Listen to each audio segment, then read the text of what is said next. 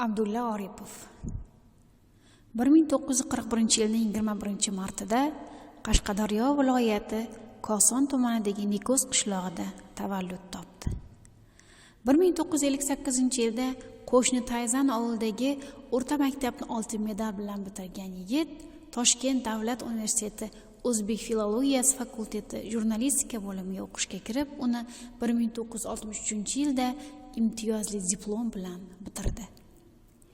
Toshkentdagi sobiq Yosh gvardiya nashriyotiga muharrir bo'lib ishga kirdi.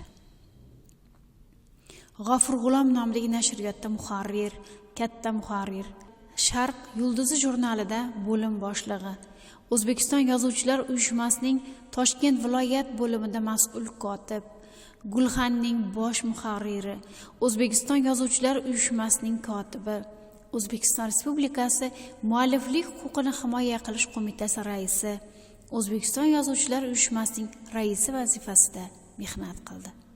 Shoirning birinchi she'rlar to'plami Mitti yulduz nomi bilan nashrdan chiqqan.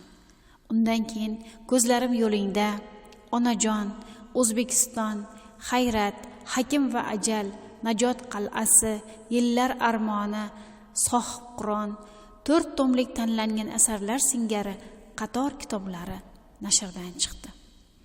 Abdulla Oripov xalqimizni dunyo adabiyotining sara namunalari bilan tanishtirish borasida ham talay ishlarni amalga oshirdi.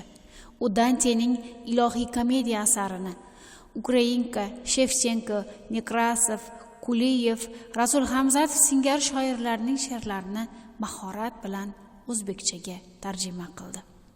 Abdulla Oripov O'zbekiston Respublikasi davlat madhiyasining muallifidir. Abdulla Oripov Hamza nomidagi davlat mukofoti, O'zbekiston xalq shoiri, Alisher Navoiy nomidagi Respublika davlat mukofoti, O'zbekiston qahramoni unvoni bilan taqdirlandi. O'zbekiston xalq shoiri, O'zbekiston qahramoni Abdulla Oripov 2016-yil 5-noyabr kuni AQShning Xyuston shahrida 75 yoshida vafot etdi.